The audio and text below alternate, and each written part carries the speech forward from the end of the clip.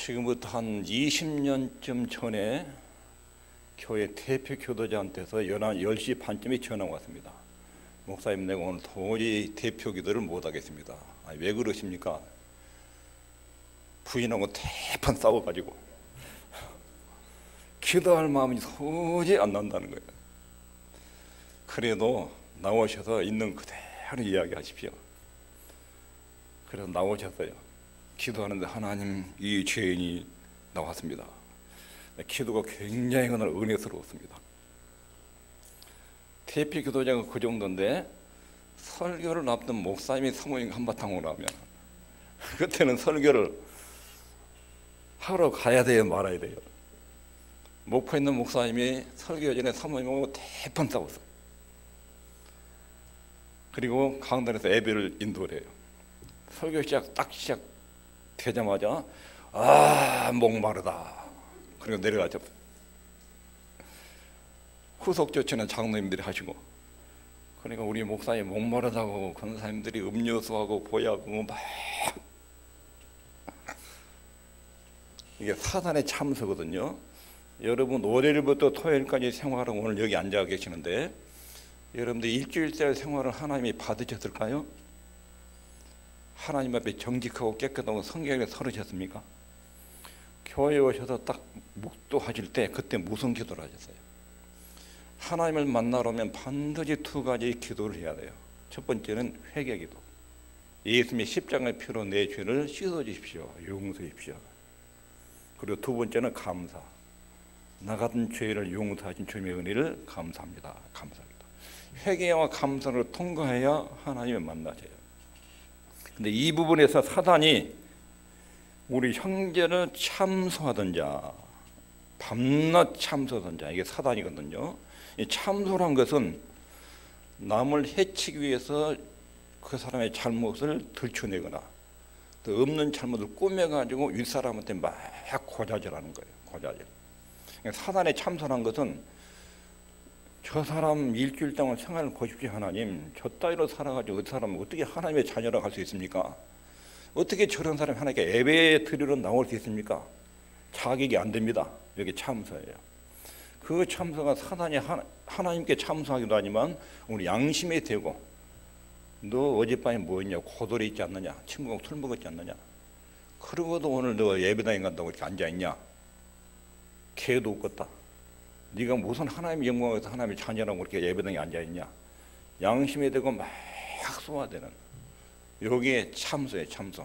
이 참소는 사단이 하나님께 우리 잘못을 막 고발하기도 하고 내 양심에 대고 찔러대기도 하고, 이걸 참소라고 그래. 참소.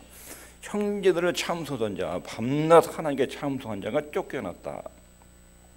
이런 마귀가 우리를 수없이 하나님께 고발할 뿐 아니라 우리 자신의 양심에 대고도 우리를 고발을 합니다. 우리는 이런 마귀의 공격에 대항하려면 우리 자신을 보호하는 방법을 알아야 됩니다.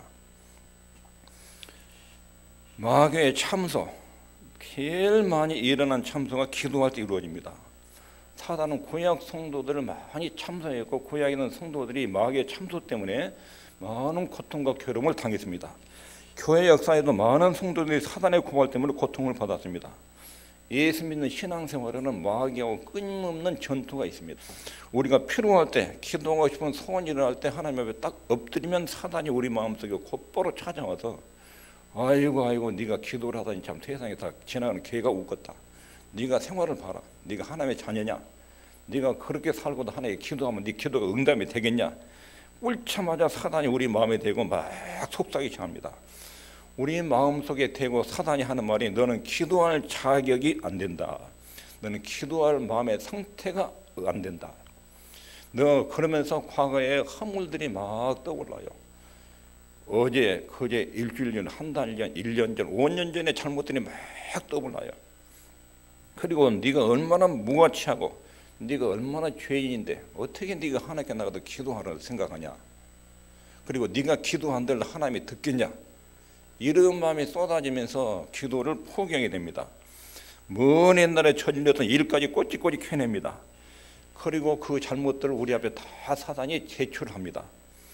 그러고 나서 너 같은 사람이 어떻게 하나님께 기도할 수 있겠느냐? 하나님은 빛이시고 어둠이 조금도 없으니 너 같은 죄와 허물을 가진 사람이 그분 앞에 어떻게 나가서 그분을 만날 수가 있단 말이냐. 하나님은 너무 고결하시기 때문에 죄를 조금도 보지 못한다. 그래 너 같은 죄인은, 너 같은 잘못한 사람은 하나님 앞에 기도해도 자격이 안 되고 응답도 안 된다. 기도하기 위해서 엎드리면 사단이 우리 마음에 들고 막 이런 메시지를 줘요, 생각 속에. 근데 기도를 무산시켜요. 사단의 공격이 기도하라고 할 때 가장 많이 일어납니다.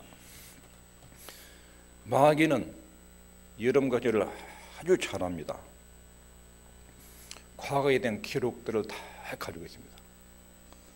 여러분들이 80년 살아보면 80년의 과거 역사 기록을 사단이 딱 쥐고 있습니다. 기록들을.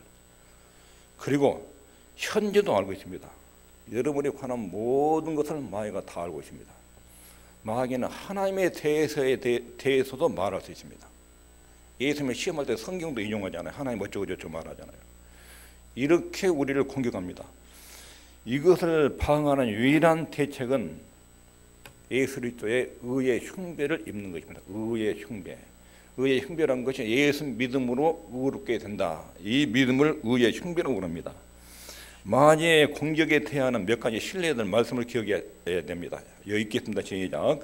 그러므로 우리가 믿음으로 의롭다 하심을 얻었은즉 우리 주 예수 그리스도로 말미암아 하나님으로 더불어 화평을 누리자. 또한 그로 말미암아 우리가 믿음으로 서 있는 이 은혜의 들어감을 얻었으며 하나님의 영광을 바라고 즐거워하느니라. 사단이 우리를 약점과 허물을 가지고 공격을 부어댑니다. 이때 두려워하는 대신에 이 말씀을 인용해야 됩니다. 내가 지금 하나님께 나가는 것은 내 공로나 착각과 의를 근거에 나가는 게 아니야. 내가 지금 주님 거룩하신 하나님 만나는 것은 예수님의 십자가의 피 공로를 의지하고 내가 나가는 것이지 그동안에 내가 일주일 동안 선하게 착하게 산 이것을 가지고 내가 나간 게 아니다. 내가 아무리 허물이 있고 지난날 잘못이 있어도 나는 예수님의 십자가 피를 믿고 나가면 하나님 아버지는 나를 받아준다. 이게 의의 흉배, 의의 흉배. 근데 사람들이 교회 와서 자기 지난날이 생각이 나요. 잘못들이 생각나요. 특별히 기도하려고 그럴 때 과거의 죄들이, 약점들이 떠올라요. 그래 나는 기도하는 상태도 안 되고 기도할 자격도 없고 응답도 안 될 것이다. 사단의 공격에 영납이 당한 거예요. 사단이 이런 식으로 우리 마음을 공격해 들어옵니다. 마귀의 참소에 대응하는 이 말씀은 이 한 구절만 가지고 안 됩니다. 여기 있겠습니다. 시작. 그러므로 우리에게 큰 대제사장이 있으니 승천하신 자 곧 하나님의 아들 예수시라. 우리가 믿는 도리를 굳게 잡을지어다. 우리에게 있는 대제사장은 우리 연약함을 채우라지 아니하는 자가 아니요 모든 일에 우리와 한결같이 시험을 받은 자로다. 죄는 없으신지라. 그러므로 우리가 긍휼하심을 받고 때를 따라 돕는 은혜를 얻기 위하여 은혜의 보좌 앞에 담대히 나아갈 것인지라. 아멘. 그러니까 마귀에게 나는 대제사장이신 예수님을 의지한다. 네가 말한 대로 내가 죄진 건 맞다. 내가 잘못하고 많이 있는 건 맞다. 그런데 예수님이 내 대신 십자가에서 죽으셔서 그 죄값을 청산했어. 너는 나한테 따지지 마라. 그러면 사단이 영락없게 패배합니다. 그리고 법궤 뚜껑에 시은자라는 게 시은자. 천사들이 여러 개 있고 1년에 한 번씩 대제사장이 백성들의 속죄를 위한 제물의 피를 가지고 거기에 들어가서 속죄소 위에다 피를 쫙 뿌려요. 그러면 그 시은좌 그곳에서 백성들의 죄가 용서되고 하나님이 자기 백성들을 만나요. 은혜의 보좌란 말은 예수 그리스도의 십자가의 피를 믿고 하나님께 나가면 하나님이 그 사람을 거부할 수 없어요. 자기 아들이 십자가에서 얼마나 큰 죄값을 치르는 희생을 치렀는데 하나님 아버지가 십자가에서 죽으시면서 예수님의 그 모습을 보셨는데 그 피값으로 용서받은 그 사람들을 하나님 유죄 판결을 내릴 수가 없어요. 그게 은혜의 보좌예요. 그러니까 우리가 하나님 앞에 담대하게 나올 수 있는 비결이 뭐냐면 예수님이 내 죄값을 십자가의 고통으로 청산하셨다. 이것을 믿는 믿음으로 그 믿음이 하나님과 나와 정상적인 관계, 아들딸의 관계, 바른 관계에 이루어졌다. 이게 믿음으로 의롭게 되는 거예요. 이 믿음으로 담대히 나간다고 외치라는 거예요. 마귀에게. 또 있습니다. 히브리서 10장 19절 22절에 그러므로 형제들아 우리가 예수의 피를 힘입어 성소에 들어갈 담력을 얻었나니. 것입니다. 성소에 들어간단 말은 하나님을 만나러 들어간 하나님 만나러. 근데 누구의 힘으로? 내 공로가 아니라 의로운 행위가 아니라 예수님의 피를 힘입어. 예수님의 피를 힘입어. 그러니까 한 주일의 삶 속에 마음속에 내가 이렇게 살아서는 안 되는데 하나님의 자녀답게 살지 못했는데 이런 것이 떠오르면 어떻게 해야 돼요? 하나님 내가 하나님 백성이고 하나님 자녀로 살려고 예를 썼는데 이번 주에도 이런 부분이 잘못됐습니다. 예수님이 십자가의 피로 나를 씻어주고 용서해 주십시오.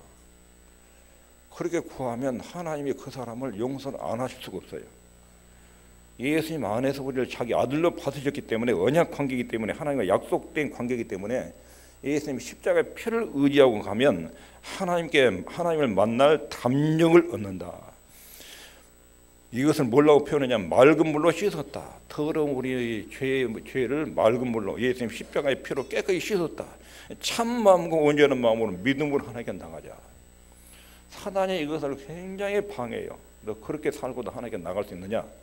이럴 때 이런 말씀으로 대적해야 됩니다. 우리에게 양심의 가책을 받을 일이 많이 발생합니다. 때로는 부끄러운 과거의 기억도 떠오르기도 합니다. 마귀는 우리의 잘못을 너무 잘 알고 있습니다. 그 잘못을 떠오르게 해서 우리 양심을 공격합니다. 그때 이렇게 대도해야 됩니다. 나는 예수님의 십자가의 피로 씻음을 받았다. 내 몸을 맑은 물로 씻었다. 이것이 믿음으로 얻은 의입니다. 이것이 의의 흉배입니다. 이렇게 되면 어떻게 되지요? 사랑하는 자들아, 만일 우리 마음이 우리를 책망할 것이 없으면 하나님 앞에서 담대함을 얻고 우리를 책망할 것이 없다. 감히 누가 이렇게 말할 수 있어요? 내가 나를 책망할 것이 없다. 이 말은 예수님의 십자가의 피를 의존할 때 이런 상태가 되는 거예요.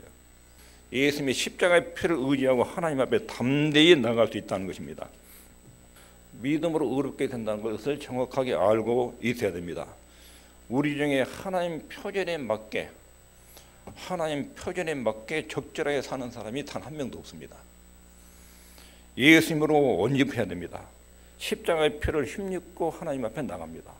예수님의 십자가의 피가 아니고는 하나님 앞에 설 수 없다. 이것이 의의 흉배입니다. 기도할 때 이런 현상이 많이 일어나고 마귀의 참석이 두 번째 어떤 때 일어나냐면 죄에 빠졌을 때 굉장히 양심이 되고 사단이 참선합니다. 우리는 하나님 백성도 죄에 빠질 수 있다. 이걸 인정해야 됩니다. 나도 죄에 빠질 수 있다. 그리고 교회 다니는 장로님도 권사님도 성도님도 믿음이 좋은 그분도 죄에 빠질 수 있다.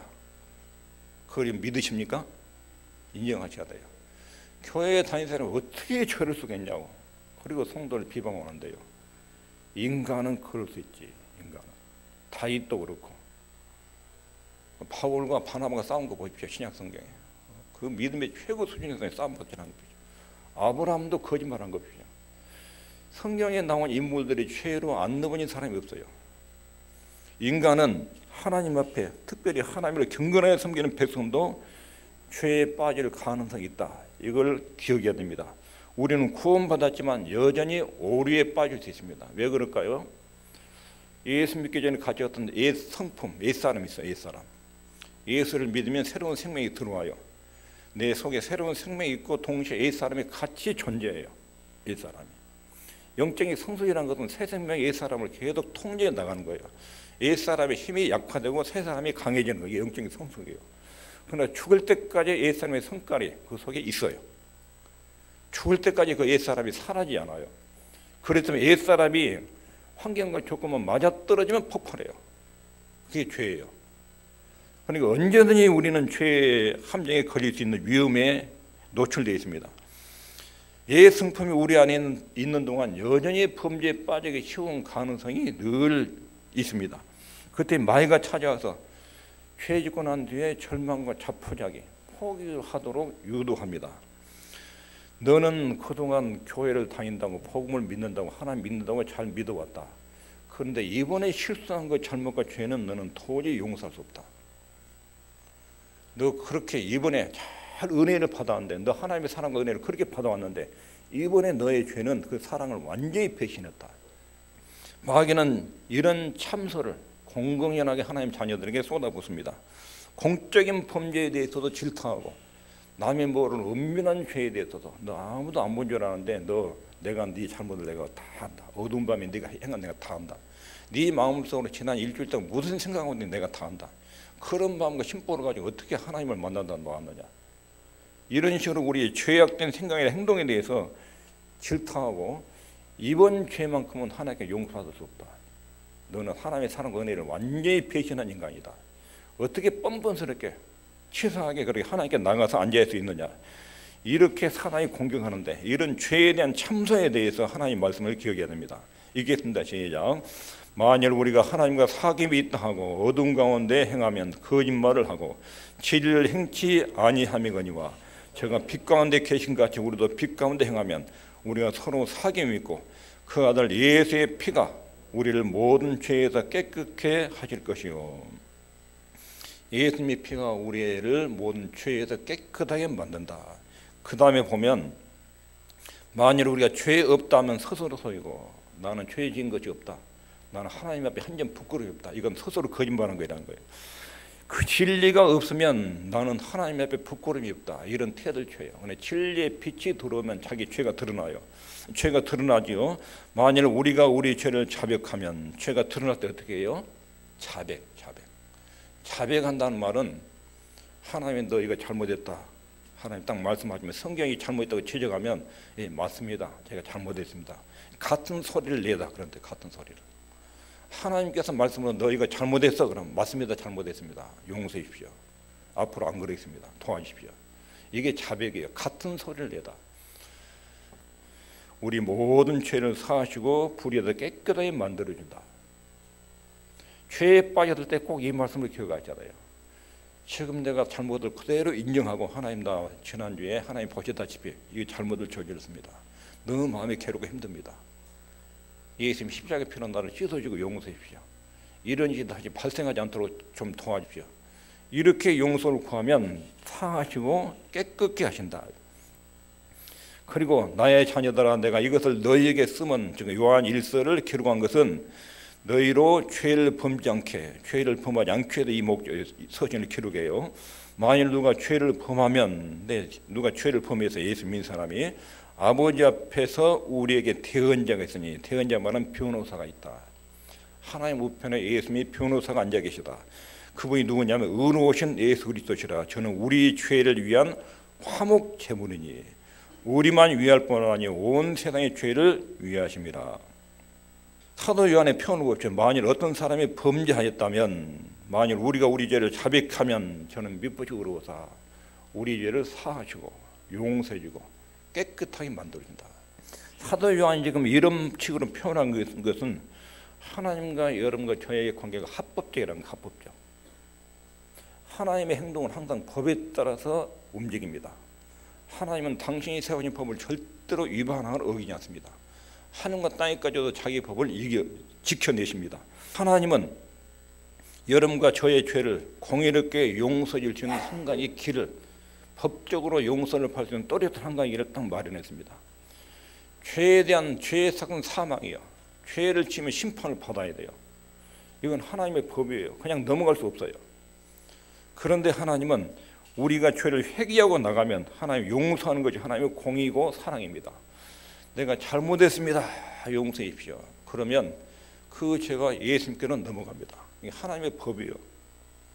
내가 용서를 구하면 내 죄가 예수님의 십자가로 넘어가요. 하나님은 자기 아들 십자가에다 모든 죄에 대한 심판과 진노를 쏟아 부으셨어요. 그러니까 내가 예수 그리스도의 십자가의 법에는 피를 의존하고 잘못을 용서를 구하면 하나님의 공의와 사랑의 법에 딱 맞아요. 용서를 안 하실 수가 없어요. 그리고 그런 사람은 하나님 심판을 때릴 수가 없습니다. 왜냐하면 하나님은 여기 요한 1서에 따르면 자기 아들을 화목 제물로 내놨어요. 하나님과 죄인 사이를 화목시키는 그 제물로 십자가로 보냈어요. 그리고 누구든지 그 예수 그리스도를 믿으면 죄가 용서받도록 하나님과 화목을 누리고 즐거워하도록 평안을 누리도록 그렇게 법으로 정했어요. 하나님이 자신의 법이에요. 그러니까 예수 그리스도의 십자가를 합법적으로 믿고 구하는 사람을 하나님이 심판하거나 심판을 때릴 수 없고 형벌을 가할 수 없습니다. 내 죄를 고백하고 진정으로 회개하면 하나님은 나를 위해서 죽으시고 십자가에서 피 흘리신 그 주님의 모습을 보시고 예수님 모습을 보시고 우리가 그분을 의지하면 하나님 우리를 철저하게 용서하시고 깨끗하게 맞아주십니다. 하나님은 그 사람을 절대로 거절할 수 없습니다. 이것이 로마서 8장 1절에 나오고 있겠습니다. 시작. 그러므로 이제 그리스도 예수 안에 있는 자에게는 결코 정죄함이 없나니. 정죄란 말이 뭐냐면 유죄 판결. 예수님 안에 들어온 사람을 하나님 유죄 판결을 내릴 수 없다. 지옥 보낼 수 없다. 앞으로도 절대로 그런 일이 있을 수 없다. 예수님 안에 들어온 사람 하나님이 절대로 지옥을 보낼 수 없고 유죄 판결을 때릴 수 없다는 것입니다. 유죄 판결이라는 것은 지옥 간다는 뜻입니다. 예수 안에 있는 자에게는 결코 정죄함이 없다. 하나님의 법이에요. 하나님 만드신 법. 구원의 도리예요. 그 2절에 보면 이는 왜 그러냐면 그리스도 예수 안에 있는 생명의 성령의 법이 생명의 성령의 법이 예수를 믿으면 죄 용서를 받는다. 그 사람 죄가 십자가로 넘어간다. 그리고 예수 믿으면 성령님이 그 사람 속에 들어온다. 새로운 생명이 그 속에서 작동하기 시작한다. 이게 새로운 생명의 성령의 법이에요. 죄와 사망의 법에서 늘 해방이 있어요. 죄와 사망의 법은 율법이요. 인간이 율법 앞에 서면 너는 죄인, 사형 이런 판결을 받아요. 그런데 사형 언도를 받았어요. 그런데 예수님께서 그 사형 언도에 해당되는 죄를 십자가로 넘기도 처리했어요. 생명의 법이에요. 생명의 법. 예수님 안에 있으면 이 사망의 법에서 우리를 생명의 법으로 우리 죄를 처리하시는 이게 하나님의 정하신 법이에요. 그러니까 예수 믿고 하나님의 자녀가 된 사람은 합법적으로 죄를 용서받을 수 있는 이런 관계에 있는 것입니다. 로마서 5장에는 이것이 하나님께서 우리에게 주신 의로 아주 상세하게 설명해 줍니다. 그럼 죄에 빠졌을 때 참소에 대한 대응 여기도 조심해야 할 게 있습니다. 예수 믿으면 의롭게 된다. 용서한다. 이걸 조심해야 될 거. 이걸 5장에도 쭉 설명했어요. 5장에서 예수를 믿으면 의롭게 된다. 이것이 5장의 주된 내용입니다. 6장에 들어오자마자 뭘 이야기하냐면 읽겠습니다. 시작. 그런즉 우리가 무슨 말 하리요? 은혜를 더하게 하려고 죄에 거하겠느냐? 그럴 수 없느니라.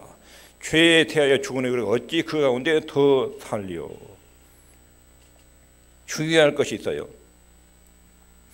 구원받았으니 마음대로 죄 지어도 이미 구원을 떠났으니까 괜찮을 것 아니냐. 이런 사람이 생긴다는 거예요. 예수 믿고 죄 용서 받으면 또 죄 짓고 용서 구하면 되고 아무렇게 살아도 어차피 천국까지 작정됐으니까 그 사람 구원받겠네. 이런 식으로 생각하는 사람들이 일어날 수 있다는 거예요. 특히 유대의 율법주의가 이런 반격을 했어요. 복음에 대해서. 사도 바울이 은혜를 더하려고 은혜를 더 많이 느끼기 위해서 죄를 많이 짓겠느냐. 그럴 수 없다. 그 말이 안 된다. 논리적으로 따지지만 말 그럴 수 없다. 죄에 대하여 죽은 우리가 어찌 그 가운데 더 살리요? 예수님 안에서 맺어진 하나님과 나의 관계는 영원 불변합니다. 오늘 하나님의 자녀였던 사람이 내일 죄지었다고 하나님 자녀가 아니게 신분의 변화가 올 수 없습니다. 하나님은 죄 많고 허물 많은 여러분과 저를 예수님 안에서 자기 자녀로 삼으셨습니다. 죄인이었을 때도 우리를 자녀로 삼았는데 지금 잘못했다고 버리겠습니까? 이건 부모 자식과의 관계를 통해서 살펴보면 알 수 있습니다. 우리 아들, 딸, 손자, 손녀들이 말을 안 들으면 굉장히 밉고 싫을 때가 있습니다. 그리고 매를 들고 책망하고 나쁜 소리도 하고 때리기도 합니다. 그렇다고 해서 그 아이와 나와의 부모와 자식 관계가 끊어지지 않습니다. 얘가 잘못하면 때려서 훈계해서 바로 잡지 부모 자식 간의 관계가 호적에서 사라지지 않아요.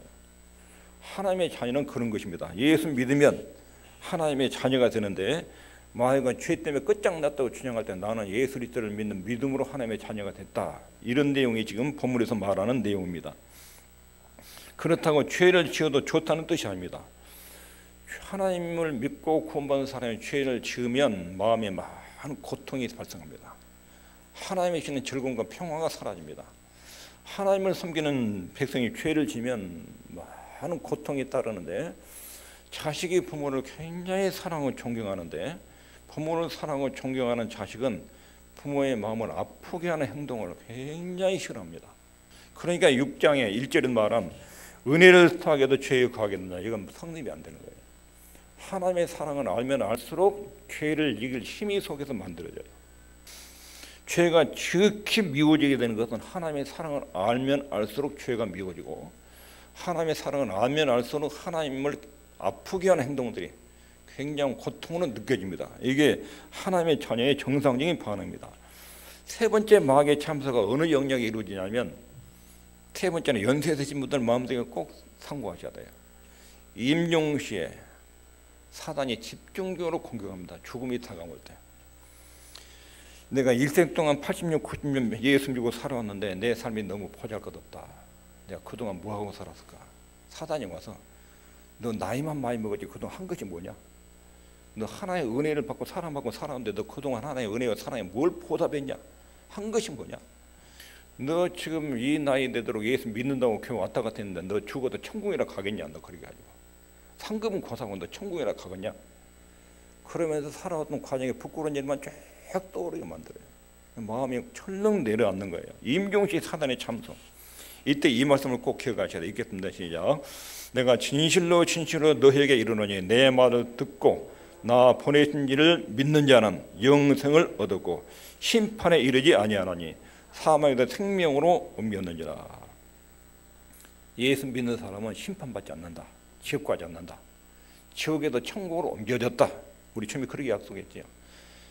예수님을 믿는 자, 예수를 믿는 자는 영생을 이미 얻었다.